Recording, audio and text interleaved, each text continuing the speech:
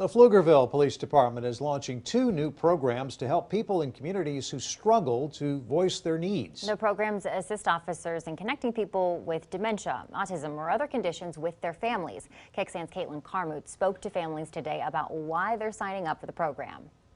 I worry a lot about situations where he might be at risk. Michelle Morgan is a mom of 2 autistic children. She refers to her son as an eloper. He was kind of just walking around the parking lot, kind of talking to himself, and he was looking at this particular truck, and he understands, I'm looking at this truck because I really like this kind of truck, and it's the kind of truck that I want to get in my dreams that I want to drive.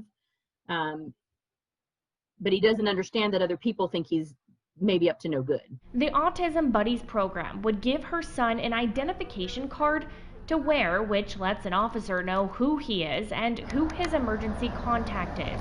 It's an extra sense of security for Karen Vanloo, too, whose daughter is nonverbal. There's always that, fright of her getting away from us and her getting somewhere where she doesn't know how to tell people who she is or how to get home. It's what I got this job to do. Lieutenant Chet Bronca is the officer behind Autism Buddies and Take Me Home, which allows families to register a loved one with dementia so an officer can quickly find them in a database.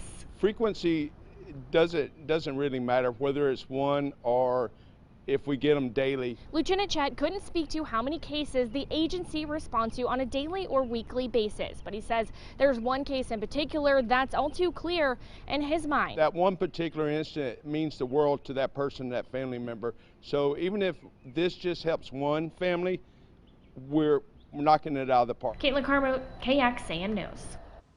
Applications for these 2 programs in Pflugerville can be filled out online or submitted by mail or email. We will include some links for you in Caitlin's story on our website, KXAN.com.